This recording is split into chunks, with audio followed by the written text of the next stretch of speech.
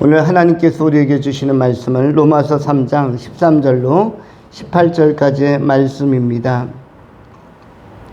이제 하나님의 말씀을 받들어 봉독하겠습니다. 그들의 목구멍은 열린 무덤이요 그 혀로는 속임을 일삼으며 그 입술에는 독사의 독이 있고 그 입에는 저주와 악독이 가득하고 그 발은 피 흘리는데 빠른지라 파멸과 고생이 그 길에 있어 평강의 길을 알지 못하였고 그들의 눈앞에 하나님을 두려움이 없느니라 함과 같으니라. 아멘.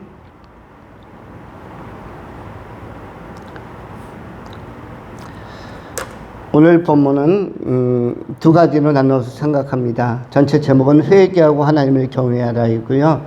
첫 번째는 열린 무덤, 두 번째는 회개와 회복.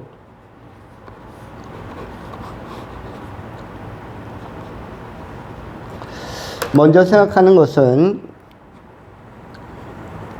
열린 무덤에 관한 것입니다. 오늘 본문 말씀에 13절에 그들의 목구멍은 열린 무덤이요 그 혀로는 속임을 일삼으며 그 입술에는 독사의 독이 있고, 13절에 나오는 그들 하면은 유대인인데 그리스도를 영접하지 않고 그리스도를 인정하지 않은 유대인들, 달리 표현하면 거듭나지 않고 예수 그리스도에 대하여 반감을 갖거나 대적하는 유대인들을,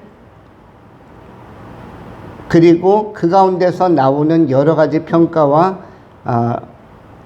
여러 가지 그 논의에 관하여 바울은 시편의 여러 구절들을 인용해서 열린 무덤이라고 표현하고 있습니다. 그렇다면 열린 무덤이라는 것은 무슨 의미죠? 무덤은 열린 무덤과 닫힌 무덤이 있습니다.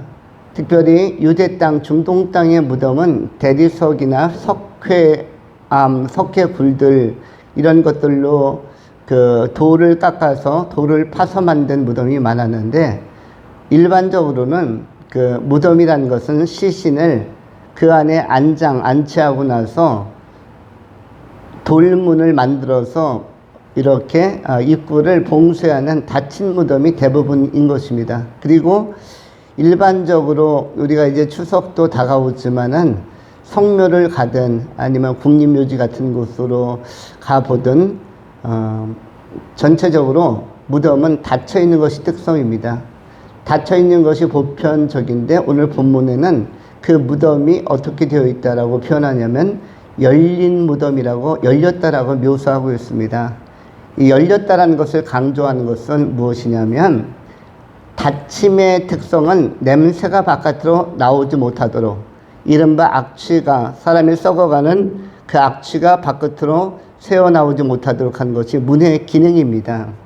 그런데 열렸다라는 것은 문이 열려있기 때문에 악취가, 시신이 썩어가는 악취가 그대로 바깥으로 분출되어서 나오는 것입니다. 그래서 악취가 굉장히 고약하다, 내지는 그것이 악취가 미치는 영향력이 굉장히 심한데 부정적 영향력이 굉장히 확산된다는 것을 의미하는 것입니다.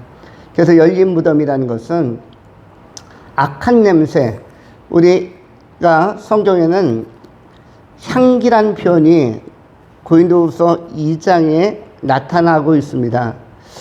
그리스도인들은 세상 속에서 그리스도를 아는 향기를 발산해야 한다라고 고린도후서 2장 14절부터 기록을 합니다. 항상 우리를 그리스도 안에서 이기게 하시고 우리로 말미암아 각처에서 그리스도를 아는 냄새, 아는 향기를 나타내신 하나님께 감사하노라. 우리는 구원 얻는 자에게나 망하는 자들에게나 하나님 앞에서 그리스도의 향기니, 이 사람에게는 사망으로 쫓아 사망에 이르는 냄새요 저 사람에게는 생명으로 쫓아 생명에 이르는 냄새라. 누가 이것을 감당하리요? 이렇게 기록을 하고 있습니다. 하나님의 말씀, 예수 그리스도 안에서 이기게 하는 말씀들은 각처에서 그리스도를 알게 하고 하나님을 아는 냄새들을 나타나게 합니다. 그런데 반면에 그리스도 밖에 있는 이 거듭나지 않은 유대인들의 모습은 열린 무덤에서 나온 악취와 같았다. 향기가 아니라 악취와 같았다라고 이야기하는 것입니다. 우리가 예수 그리스도 안에서 회복되고 변화되어서 그리스도의 향기를 발산하는 자로 우리는 부름을 받았습니다. 그리스도의 향기는 어디에서 나타나는가? 고린도후서 2장 17절에는 이렇게 말씀합니다. 우리는 수다한 사람과 같지 아니하고 하나님의 말씀을 혼잡하게 하지 아니하며 곧 순전함으로 하나님께 받은 것 같이 하나님 앞에서 그리스도의 안에서 말하노라. 그리스도 예수 안에서 하나님의 말씀을 잘 우리가 소화하고 음미하고 그리스도의 향기로서의 삶을 살아감으로써 우리가 악취와 같은 이 시대에 당시 2000년 전의 유대인뿐만 아니라 이 시대에도 하나님을 대적하거나 또 하나님에 대하여 잘못 소개하고 있는 여러 부류의 사람들, 이단들도 많고 믿지 않는 불신앙인들도 많고 인본주의자들도 많은데 우리가 그리스도의 향기로서의 기능을 잘 감당하고 그리스도를 아는 냄새를 우리가 가는 모든 삶의 과정 속에서 우리가 전파하는 그런 복음의 전달자들, 그리스도의 향기를 발산하는 신실한 종들이 다 되실 수 있기를 축원합니다. 아멘. 두 번째로 회개와 회복에 관한 것입니다. 그러므로 14절로부터 18절까지 파멸과 고생이 그 길에 있어 평강의 길을 알지 못하였고 그들의 눈앞에 하나님을 두려움이 없느니라 한 것 같으니라. 이 말씀을 기록하고 또 언급하고 소개하는 것은 이것은 다윗 시대도 마찬가지고 이사야 시대도 마찬가지며 바울 시대에도 그 유대인들이 방치되고 또 심판의 자리에 들어가는 것을 목적하기 때문이 아니라 현상을 지적함으로써 그들이 회개하고 회복되어서 하나님 앞에 나오기를 바라는 또 하나의 염원과 목적을 가지고 선언하고 있는 것입니다. 그런데 하나님은 아무도 멸망치 않고 모든 사람이 다 구원에 이르기를 원하지만 모든 사람이 다 구원에 이르는 것은 쉬운 일은 아닙니다. 왜냐하면 모든 사람이 다 구원에 이르기 위해서는 반드시 회개라는 것이 선행이 되어야 하기 때문입니다. 하나님은 아무도 멸망치 않기를 원하십니다. 아무도 멸망치 않고 다 구원에 이르기를 원하시지만 그것이 하나님의 진정성 있는 강조이고 또 계획이지만 그러나 이것은 그 인간의 철저한 회개를 전제로 해서 하나님은 회복을 도모하십니다. 베드로후서 3장에 이렇게 성경이 말씀합니다. 3장 8절로 9절에 사랑하는 자들아 주께서 하루가 천년 같고 천년이 하루 같은 이 한 가지를 잊지 말라. 주의 약속은 어떠니 더디다고 생각하는 것과 같이 더딘 것이 아니라 오직 너희를 대하여 오래 참으사 아무도 멸망하지 않고 다 회개하기에 이르기를 원하시느니라. 우리 하나님은 아무도 멸망하지 않기를 원하십니다. 모든 사람이 멸망하는 것을 즐거워하거나 그것을 당연시 여기는 것이 아니라 베드로후서 3장 9절의 선포에 의하면 주의 약속은 어떤 이에 더디다고 생각하는 것처럼 더딘 것이 아니라 오직 너희를 대하여 오래 참으시고 다 아시지만 오래 참으시고 아무도 멸망치 않고 다 회개하기에 이르기를 원하시느니라. 회개를 통해서 회개의 징검다리를 통해서 회복의 자리로 나오기를 원하시는 것입니다. 우리가 회개 없이 좋아지는 것은 회개 없는 좋아짐, 이것은 일시적이라서 이것은 처음부터 다시 시작을 해야 되는 결과를 초래할 수가 있는 것입니다.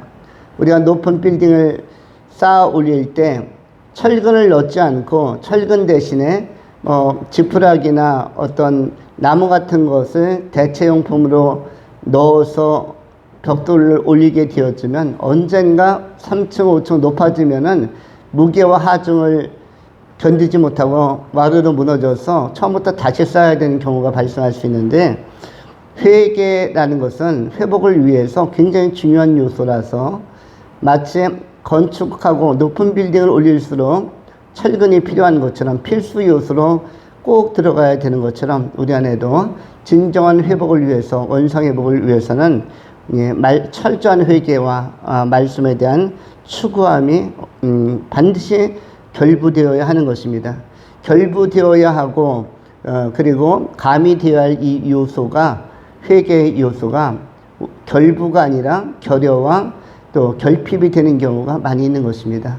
우리가 본질적인 회복을 위해서 하나님께서 정말로 다시 바르게 세우시고 다시 복 주시고 다시 우리를 깨닫게 하시고 더 높은 곳으로 도약하고 비상하는 계기를 허락해 주실 수 있도록 진정한 회복을 위해서 삶의 영역에 관한 회복도 있고 영성에 관한 회복도 있고 도모하고 있는 모든 비전에 관한 회복도 있을 터인데, 우리가 이 회복을 경험하기 위해서 철저한 회개를 우리가 선행적으로 해야 할 것입니다. 이것은 세례 요한의 외침이기도 하였고 모든 사도들의 외침이기도 하였습니다. 또한 예수님께서도 마가복음 1장에서 14절 15절 세례 요한이 잡혔을 그때부터 천국을 선포하셨는데, 천국을 선포하실 때 그냥 천국을 말씀하신 것이 아니라 가장 영광스러운 목적 또는 목표를 이야기하신 것이 아니라 먼저 말씀하신 것은 천국 이전에 회개하라를 말씀하셨습니다. 회개하라, 천국이 가까워 왔느니라. 우리가 이러한 회개의 선행성을 잘 기억하면서 회복을 우리가 정말로 꿈꾸지만 더 좋고 더 나은 미래를 우리가 설계하기 전에 먼저 회개의 열매를 맺고 회개에 합당한 열매를 맺고 우리가 회개하는 심령으로 우리가 처음 믿음과 처음 그리스도를 영접했을 때 첫사랑의 마음을 가지고 주님과 겸손하게 동행해 나간다면 본질적인 회복의 날이 각자의 미래 속에 나타나게 될 것입니다. 우리 자신과 우리 삶의 공동체와 우리 가정과 우리 모두에게 회개와 회복의 본질적인 충만함이 임하는 은혜의 역사가 우리 가운데 넘쳐 흐르기를 축원합니다. 기도하겠습니다.